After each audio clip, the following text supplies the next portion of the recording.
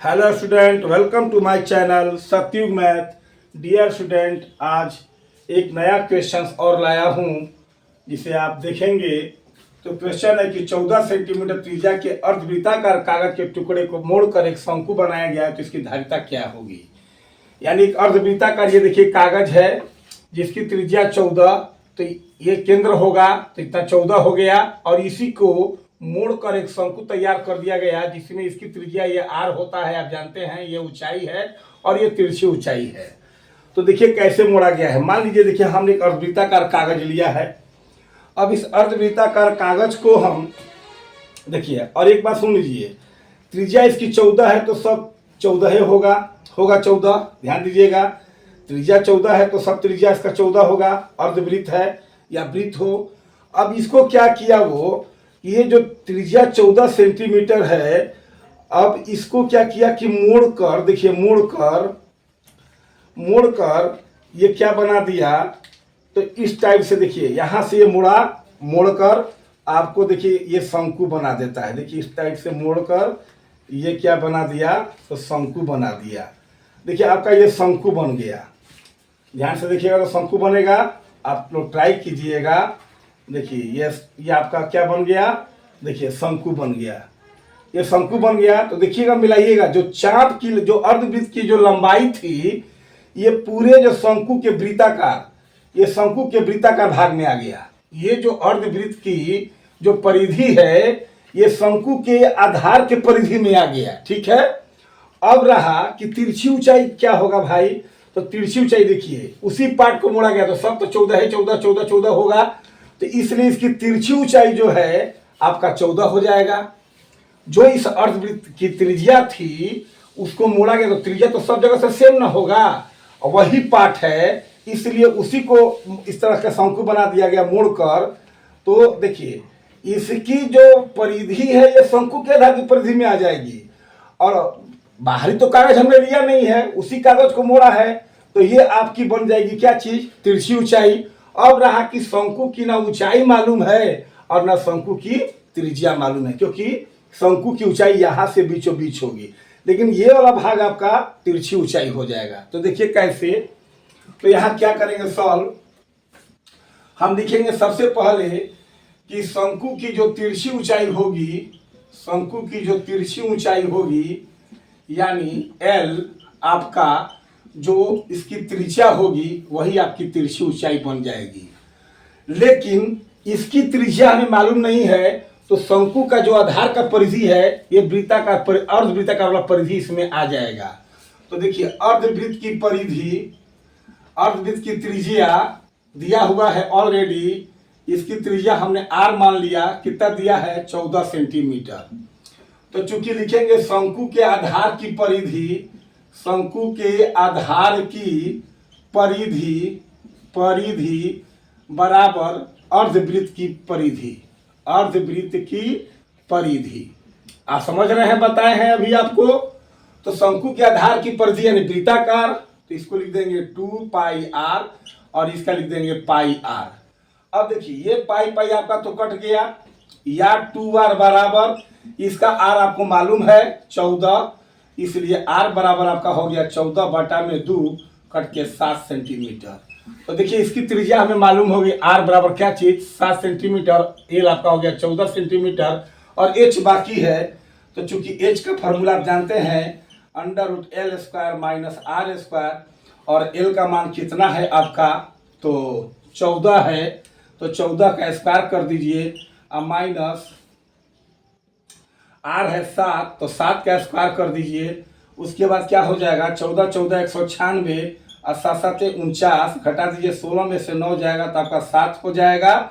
और यहाँ बच गया आपका 8, 8 में से 4 गया 4, यानी 147 √ 7 9 16 4 4 8 1 9, ठीक है, 147 हो गया। अब इसको खंड करेंगे हम, तो मान लीजिए कि 7 × 7 और गुने 3 हो जाएगा, क्योंकि 7 7 49 और 49 में अगर आप 3 से गुना कर दीजिएगा तो 3 9 27, 3 4 12 14, यानी 2 का 1 7 आ गया, √3 सेंटीमीटर।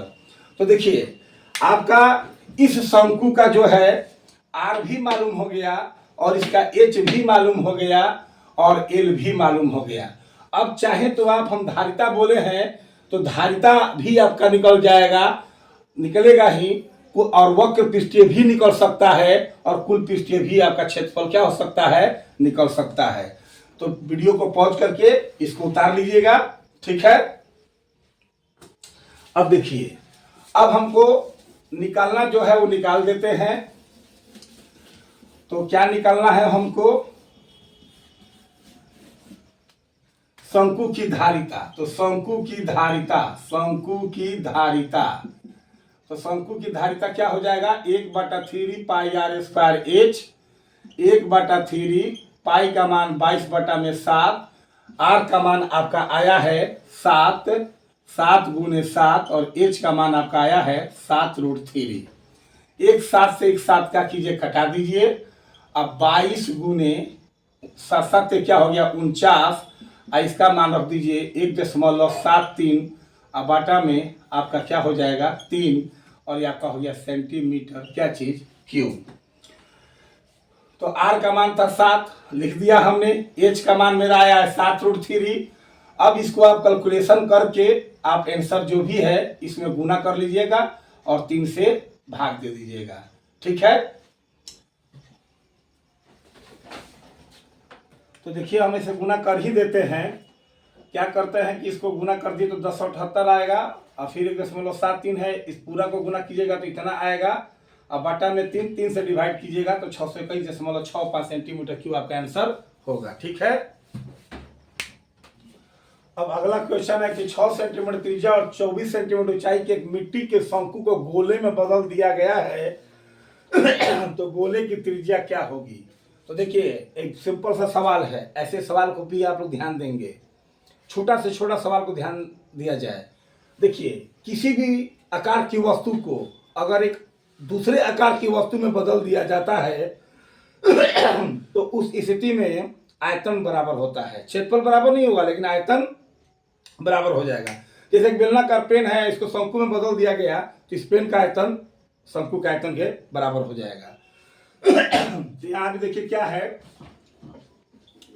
ये जो शंकु की त्रिज्या है दे दिया है, और शंकु की ऊंचाई जो है आपको दे दिया है। यानी शंकु की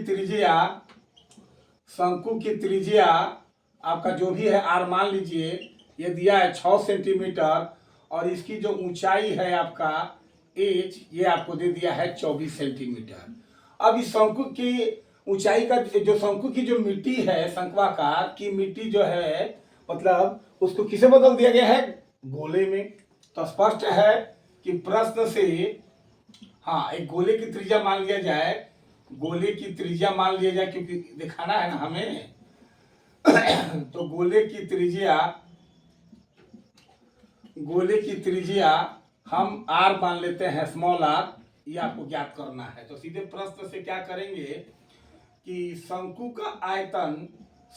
का आयतन बराबर गोले का आयतन। कभी भी किसी आकार की वस्तु को दूसरे आकार में ढाल दिया जाए तो उस परिस्थिति में आयतन ही बराबर होता है, याद रखेंगे। आयतन हो गया। अब शंकु का आयतन हमने लिख दिया 1/3 पाई आर स्क्वायर एच, इसकी आर हमने आर बड़ा आर माना है, इसलिए बड़ा आर लिखेंगे, कैपिटल आर। अब गोले का आयतन 4/3 पाई आर क्यू, इसकी छोटा आर हम माने हैं। तो देखिए, नीचे का 3 तो कट जाएगा और पाई भी आपका क्या होगा, कट गया। ये आर ऑलरेडी दिया है 6 × 6, और एच भी इसका दिया है कितना, 24। ये आपका हो गया 4r3। अब r3 आप निकालिएगा तो मल्टीप्लाई में 4 है, गुना में 4 है, तो 4 इसके बाटा में आ जाएगा, 6 × 6 × 24, अब बाटा में 4 से 6 बार में आपका क्या हो गया, कट गया। इसलिए जब r निकालिएगा तो स्क्वायर वर्गमूल में जाता है, लेकिन q क्या जाता है, घनमूल में। और घनमूल के लिए माथे पर, यानी इसके जो यहाँ पर है √, इसके माथे पर 3 लगा दिया जाएगा, तो पता चल जाता है कि घनमूल है। तो 6 × 6 × 6, और घनमूल का एक ठो जो भी होता है, 3 ठो का एक ठो बाहर आ जाता है, यानी आपका हो गया क्या चीज, 6 सेंटीमीटर। इसलिए आपकी गोले की त्रिज्या क्या होगी, 6 सेंटीमीटर, ठीक है। Thank you so much.